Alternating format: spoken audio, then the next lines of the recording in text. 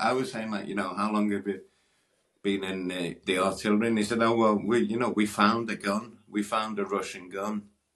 And I was like, what? He said, it had no wheels and there were some bits missing. He said, but before that, we were a mortar unit, but then we found this gun, so we kept it. The Russians had abandoned it. And he said that over a couple of months, they found some wheels for it, and then they found some sights. And I was like, well, how did you learn to fire it? Did you go train? He said, oh, YouTube. No. And I just loved it. After, like, you learn to shoot it on YouTube, and they're going, yeah, we're actually pretty good shots. Hello and welcome to Frontline for Times Radio with me, Kate Chabot. And this time we're joined from Kherson in Ukraine by Paul Conroy. Paul is a British Army veteran, a photojournalist and a filmmaker. He's the author of Under the Wire and the writer of the Kramatorsk Diaries. Paul, good to see you. Thank you so much for your time. In the last few hours, you've reported heavy artillery strikes in the city. What can you tell us? Well, look, we've been in Kherson 6 months now. We came down to make a film, and there's not been a single day where the Russians haven't shelled us. Not a day. Because they're a mile away, they're 1.5 miles away on the other side of the Dnipro River. So where you see other places getting hit by Shahed drones and ballistic missiles, in Kherson, they don't need to do that. Standard artillery just pummels the city daily. So it's just part of life. And, it's had a big effect. It was about 320,000 people. They estimate that at about 30,000 people left. And that is due just to the Russian army, just with rockets and heavy artillery daily. They just hit the place. And Paul, before we started this interview, you told me you've had to move house 4 times. Yes. Well, we moved, we got here, and I think on the first day we just met some old babushkas on a street corner, and we were asking them about life. I was filming, and then the next morning we got a call saying, come to where you did the interview. And we went to outside the house where it did, and the house was gone. Just absolutely flattened. And what had happened is someone had seen us. There's still a lot of collaborators, Russian, in the city. So you've got to be very careful. But they'd seen us, assumed it was our house. And the following morning, it was just removed from the map. We went back to the place we'd moved. We were actually staying. And Zarina was on the Skype call, then a great rocket hit the back of the building and took out all the windows in that house. So we had this was within 3 days of being here, and we thought this is great. So now we moved to a kind of post-Soviet era housing block, which was quite anonymous. But the other day we went out to do an interview, and we heard the rocket. We went to meet a soldier, and we just heard the rocket go overhead, and to be honest, we didn't even think anything about it. You hear them that often. We had the huge explosion, went and did the interview.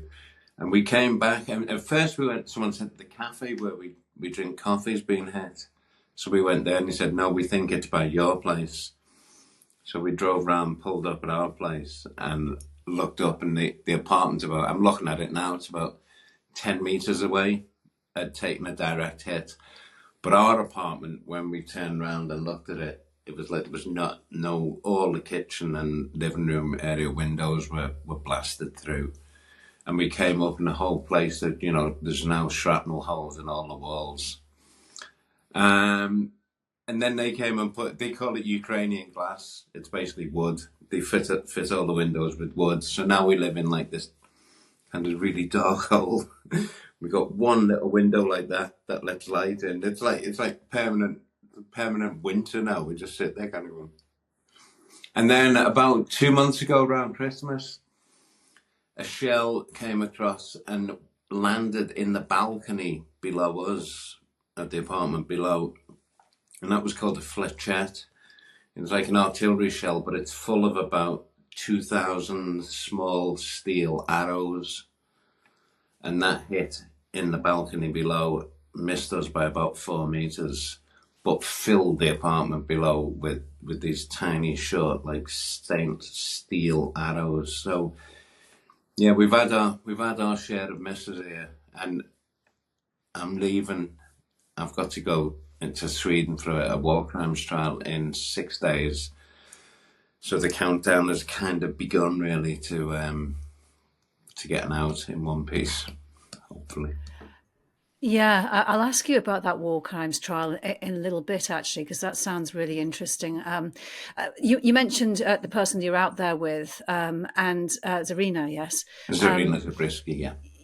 Yeah, and I mean, when you talk to me about that, I mean, you're kind of half laughing, but I guess it's gallows humor because otherwise, It's what else got would to you be. do? How well? I mean, when you describe like these hits on you, you've obviously been targeted yourself. In Kherson itself, how well defended is the city?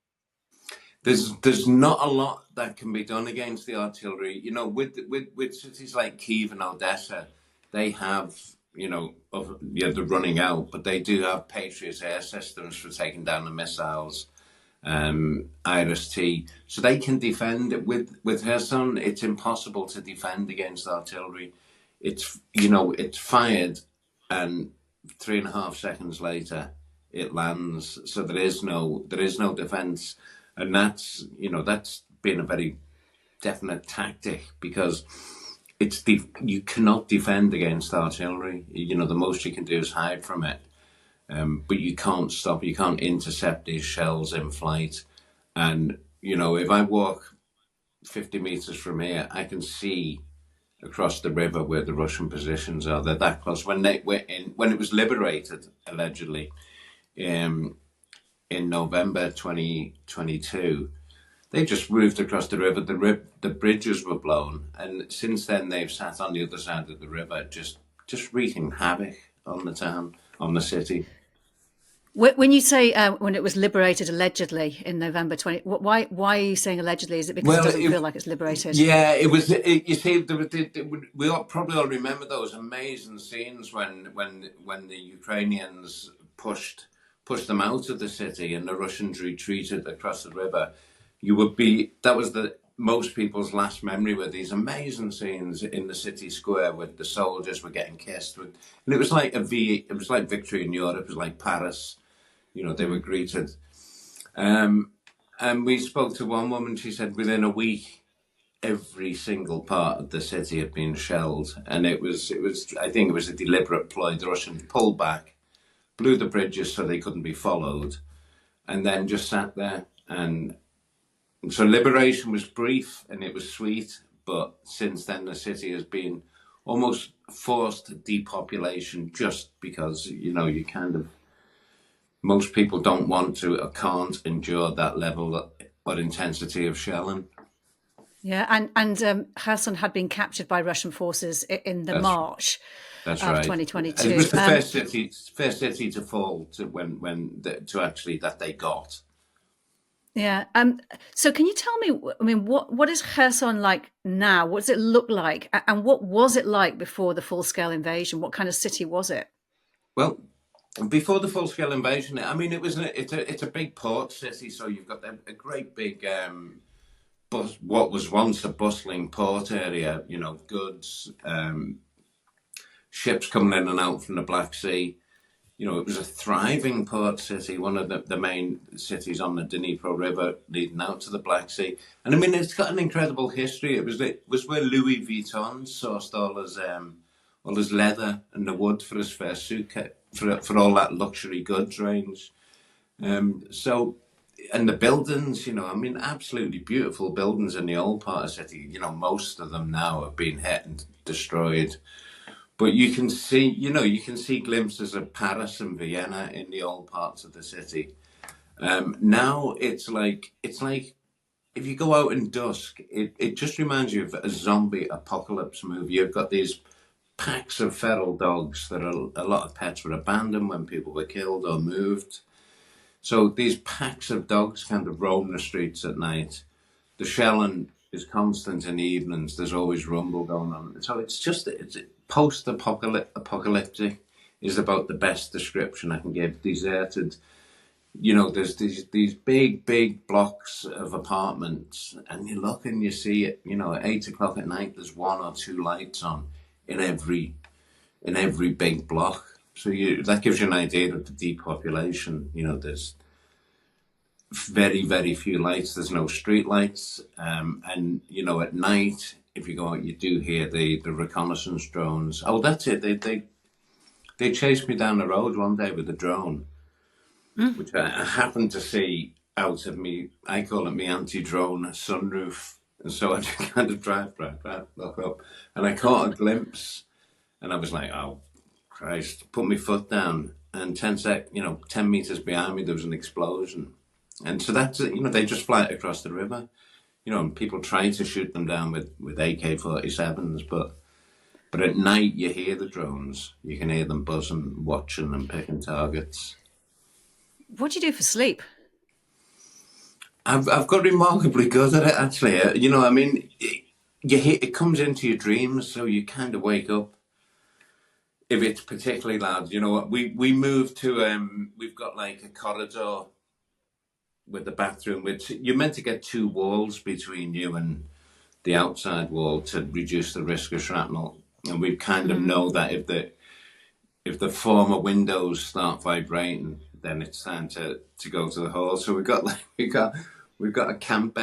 an air mattress, a blow-up inflatable mattress in this little bit of a corridor that we just sit in, sometimes with our helmets on till the shelling stops. And it can be a few hours. And Paul, tell me about the documentary you're making. So, I mean, we came because Kherson fascinated us because it was occupied and it was liberated. And we've heard a lot of stories about the resistance. There was a big, you know, people didn't take it laying down. And so these resistance groups formed to fight the Russians. So first we came thinking, let's just do a documentary about the Kherson resistance. But then, after spending a few weeks here, we realised that it was bigger than that. You know, this is a whole town that is currently.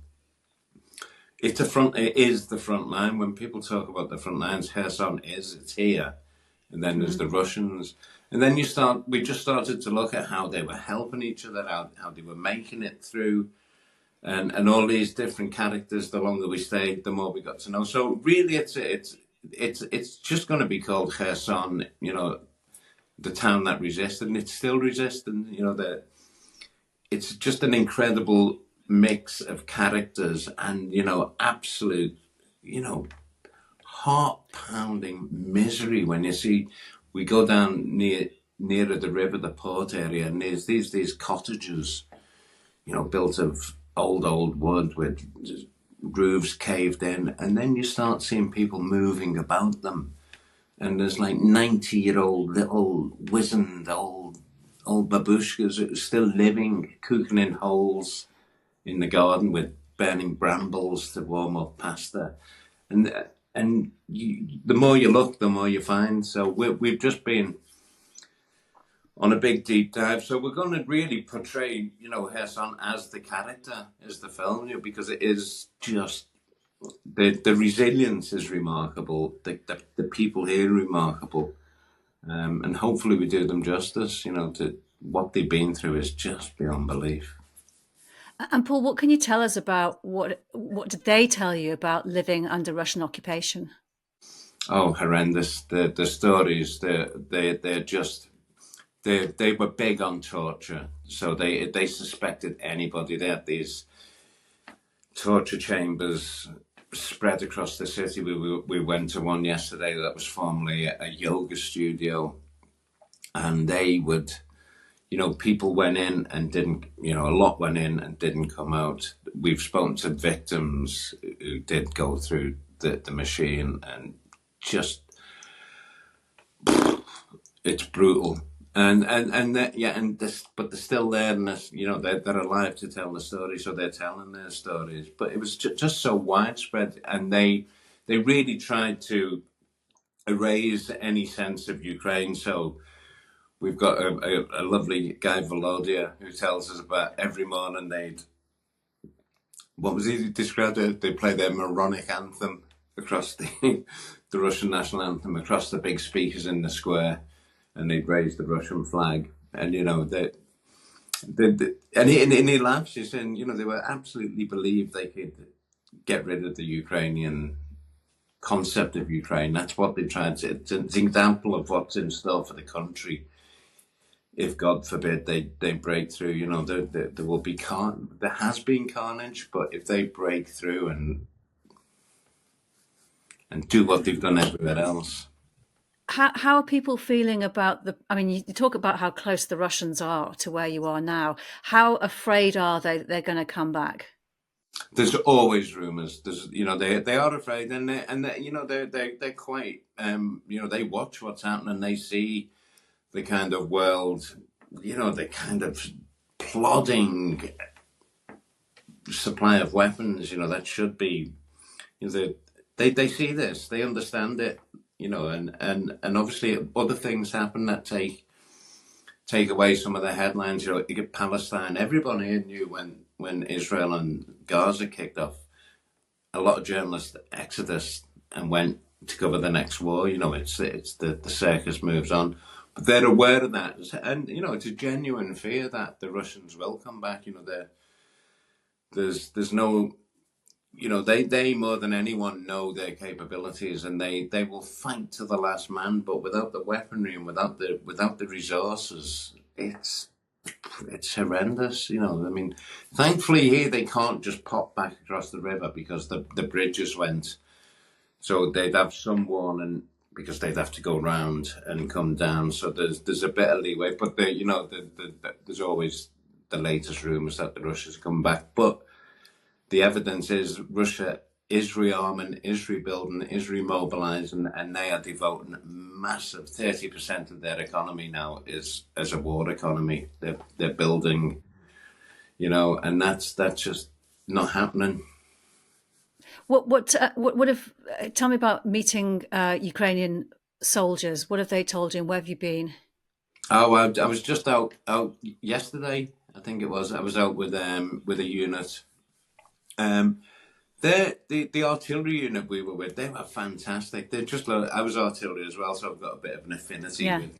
But we arrived. We had to leave at 2 a.m. under the cover of darkness because of the drones, and they took us. Where was this? Where was it?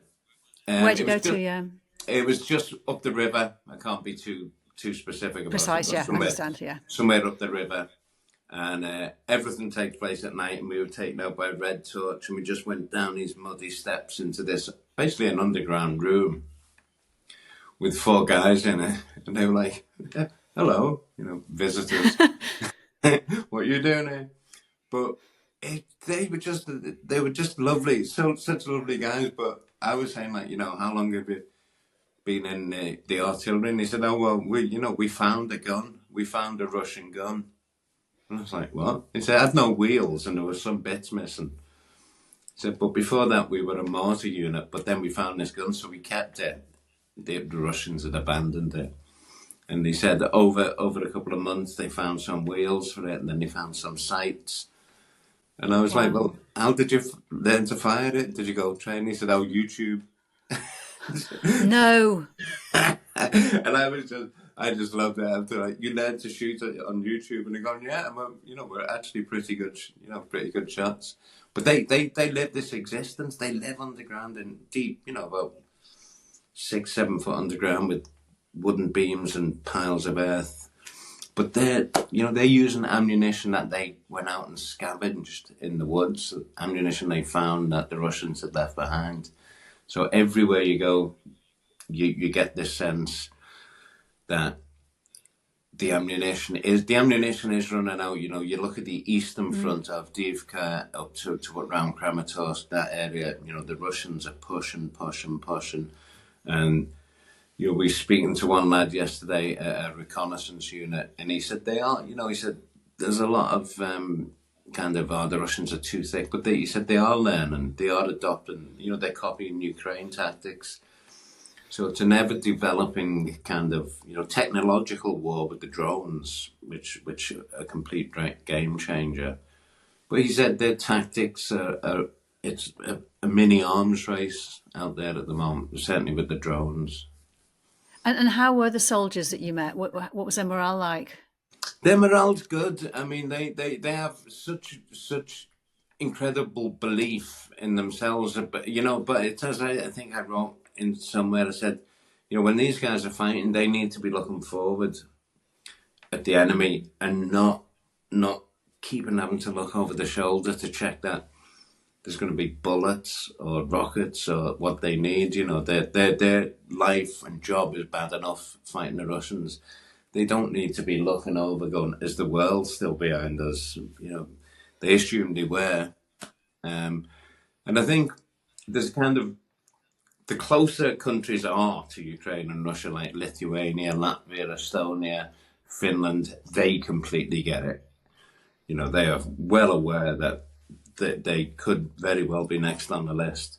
So that side, and the further away you get from the actual fighting where it's all happening, you know, you kind of, there's a tail off in enthusiasm. And I don't know how you counter that. You know, the war is as brutal and as devastating as it ever was. And the need for the supplies and the weapons is greater than it ever was. And that circle has to be squared somehow. You know, God knows what's happening with the American situation. You know, they that's one thing they kind of face plant on when they think that Trump might get back in. It's a kind of a dilemma for them, that one.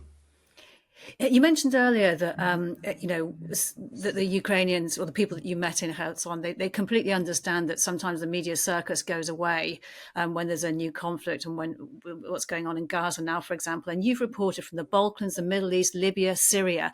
How does your documenting of this war compare with your other experiences? And do you feel that you have a more of a reason to stay in Ukraine? Do you feel that you want to be there for the long haul? Yeah, well, I think with Ukraine, because it was a long time after, you know, after getting blown up in Syria, it was a long time before I could walk and then, you know, getting fit and healthy again. So there was a huge gap between the 2012 and when the Frontline Club, when it kicked off, they said, you know, we want to train young journalists, you know, do you fancy going out there? And I was like, yeah, I'll go on. So I wrote up a course, a 2-day HEFAT and safety course. And when you see the enthusiasm of the young journalists out there to cover it, you know, that spreads. So I did my training and I was like, oh, I wonder if I still have got, you know, I hadn't been near an explosion since the explosion that killed Marie and got me. So I was unsure. Yeah, so you're referring to, Paul, just sorry to interrupt, but just to explain to people that this is the experience that you had in Syria where your colleague, Marie Colvin, died, and this was after covering the protests in Homs. Yeah. And you wrote about that in your book, Under the Wire, which I mentioned at the beginning. Yes, sorry, you were saying that I'm interested in what drives you, really. Well, it was, I watched them going out, you know, train them for 2 days and go out. And I mean, so I was like, yeah, good on you, going, you know, these are local journalists who were covering dog shows until Russia invaded. You know, they were just doing what local journalists do. Then all of a sudden they're on the front. So I saw that and I saw their enthusiasm. So I went out myself to take some pictures. And, you know, I very quickly got over the kind of, will I be okay on the front line again? And then once I realized it was like, well, this is what I do. You know, the kind of, I had that big break in between because of injury. But once I was there, and you know, you just can't help but look at the Ukrainian spirit and go, yeah, I want to follow this through. And the film, it's the same with the film. We came for a few weeks, and it's like, no, there's more to it than a quick in-out film. This is like characters, and you know, it's going to be a hell of an edit because there's going to be a very, you know, big story kind of woven into a narrative. And when you take your pictures, your stills, what do you look for in a photograph in a place like Kherson or in Ukraine? Well, it's like every picture. I kind of, you know, I had the luxury of working with Marie, so it was kind of like, the words and the pictures always made up were great in the two parts. But when I take a picture, I'm quite aware that I'm trying to tell a story in one frame. You know, and I never imagine putting captions on. I always think it should stand without captions. You know, it should it should be a story in itself. And, and it's different from shooting film. When I'm shooting film and video, I never shoot the same on the same day. I never do both because they're such different things. With stills, you have to just sit and watch and really, really, really hone in and pick your moment and, try and capture the whole story in one go. Whereas with film, you're doing interviews, it's a different, so I keep them separate. And some days I'll go out just to do stills. And it's the ultimate objective is to tell the story in one picture. And that is a challenge, but when it comes off, it's also a really nice, I got it. Paul, you mentioned earlier on that you're due to go to Sweden to go to a war crimes tribunal trial. Can you tell me a bit more about that? What you're going to be doing? Yeah, well, I'm the plaintiff. Myself, and Wael El Omar, who was with me. It was me and Marie's fixer. The Swedish police and intelligence services found one of the commanders who'd ordered the attack on the media center and several other war crimes in Syria had got into the country, into Sweden, posing as a refugee. They found him, and so for the last couple of years, I can't say that much, the last couple of years they've observed them, they've watched them, and now they've got a trial. So essentially I get to see one of the people who ordered the attack at the media centre on trial for crimes against humanity. So it's the alleged perpetrator of this, or the organizer of it. Yeah, one of the people who gave the orders, and who gave the orders for a lot of other massacres in Syria. So the Swedish government have mounted, I think it's a 4-year investigation, and the culmination is April, when I go and give evidence and actually get to meet the chap face to face, which That'll be interesting. Yeah, it's a long, was it now? 2012 that happened. You told me earlier about how you narrowly missed getting hit in Kherson, and you think it was a collaborator who tried to give away where you were staying. Can you tell me a little bit more about the presence of the collaborators in Kherson? How do you know who they are? How many are there? What do you know about what they're doing exactly? That's the big problem, is no one knows how many there are. The SBU, the Ukrainian intelligence. We came back 3 days ago, and our house was surrounded by SBU. They were doing a raid in the building. They wouldn't tell us anything. So they're very aware of collaborators. There's regular arrests of people suspected of collaborating, because I think when the Russians moved out, a lot of people just stayed in place who had sympathy with the Russians. And as for the people who kind of spotted us on the street, apparently someone was seen taking photographs of me and Zarina chatting with the old babushkas, and he was arrested a few days later along with a few other people. But it's going to be the big problem, because I don't know how many in number, but there are people sympathetic, but they look like everyone else. They act like everyone else. It's a true kind of fifth column, really, in the true sense of the words. You cannot look at two people and go yes or no.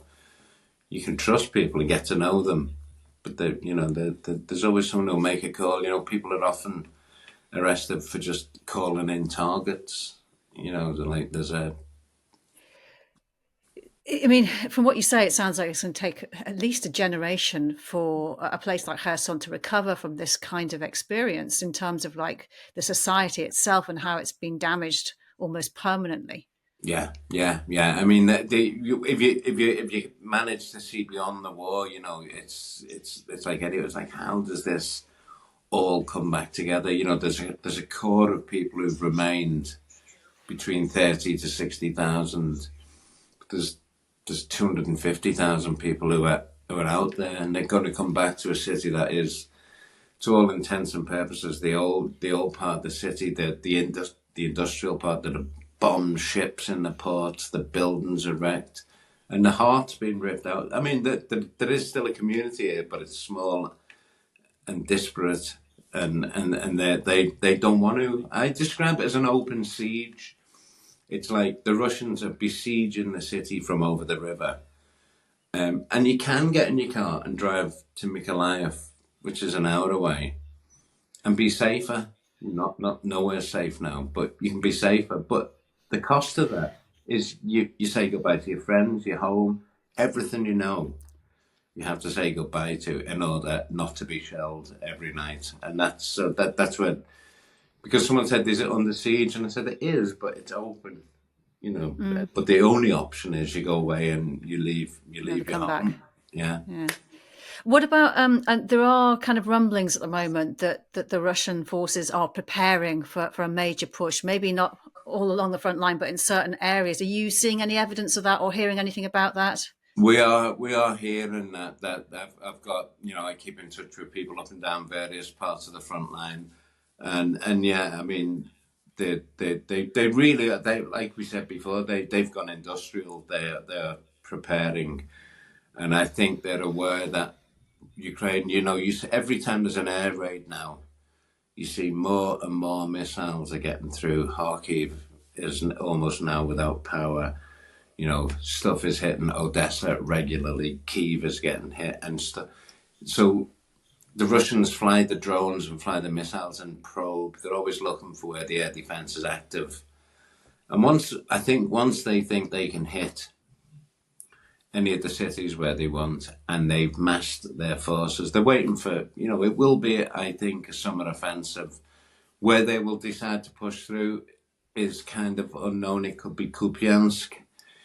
It could be Avdiivka, Bakhmut, the Donbass front. But also for the last 6 months, Sumy up towards Kyiv.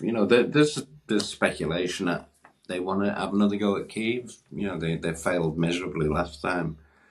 There is talk and concern that due to the massive troop build-up and the lack of air defense and lack of supplies, that it could be tried again. Sumy, which is quite close to Kyiv, is getting hammered daily, which looks like softening up. I wouldn't say for sure, but you just have to read the runes really and see what you can figure from what's being hit. And you also worked on the documentary The Eastern Front with John Sweeney, Kaylin Robertson and Zarina Zabriskie, who you're with now, investigating war crimes. How has that gone down? Have you had much reaction to that? Yeah, I mean, we did get really good reaction. I think, because there was so much disinformation, that nothing's happening, that I think it was just pure, let's just go, just do it in such a way where it's like we go there, so we're not relying on second, third hand. We go there, we find people, and we document it. And I think it's a good thing to do, especially in this information era now, where social media is, what once seemed to be such a benefit, is now just a quagmire of disinformation. I mean, it's virtually unusable in many senses because of disinformation. You say one thing, 10 other people will. So we thought we'll go there, we'll document it, we'll film it, and we'll put it out. And it's I think it won a lot of some awards somewhere. But it's been well received. And John's great. He's quite straight talk and kind of trying to keep him alive was interesting. But but it was. You know what I mean. When are we going to see your latest documentary? Where can we see it? Well, we're in negotiations with broadcasters now, but we start editing in June. I'm going to go and do the walk. My car died. I brought my own car down, which has died a week ago. So you brought your own car? Yeah, I've had my own 4x4 for the last 2 years. I drove it from Devon down to Ukraine. You didn't? I've been tootling around the front. I mean, it's called Sorry. That's what we had to nickname it, Sorry, because the way you drove it. Yeah, and what I had to do. But it finally, the big end, the cam chain snapped the other day. So now I've got a dead car in Kherson. So I'm going to go to Sweden And it's just like, oh, it's such a headache. It's like all my stuff, boxes of camera stuff and that, it's all just, okay. Go to Sweden, come back to England, buy a car and drive that one to Ukraine. That's the plan. I've got to buy a Land Rover or something and drive back down. So we're going to edit in Odessa. But now I've got stuff like a little squirrel deposited all over Ukraine. So I have to kind of do this big circuit, get all my bits back, and set up residence in Ukraine. I've made a little map of where all my stuff, like, could you look after this for me, please? So. Paul, it's been really good talking to you. What are you going to be doing this evening, just out of interest, just a snapshot of your life? A snapshot of my life? Well, I will be on autotrader.com looking for a Land Rover or some similar four-wheel drive vehicle that will get me through another possibly year in Ukraine, who knows. But that will be my activity tonight, sitting in my gloomy flat. Oh, I like the way you laugh about it. It's good to see your spirits are high, and that you, you have to. And it's good to see that you're still well. Please keep safe, and thank you so much for spending time with us. No, it's been a pleasure. Take care. Thanks. You've been watching Frontline for Times Radio with me, Kate Chabot. My thanks to our producers today, Louis Sykes and Morgan Burdick, and for you for watching. If you'd like to support us, you can subscribe now, or you can listen to Times Radio for the latest news and in-depth analysis, or go to thetimes.co.uk. For now, though, thanks for watching. Bye-bye.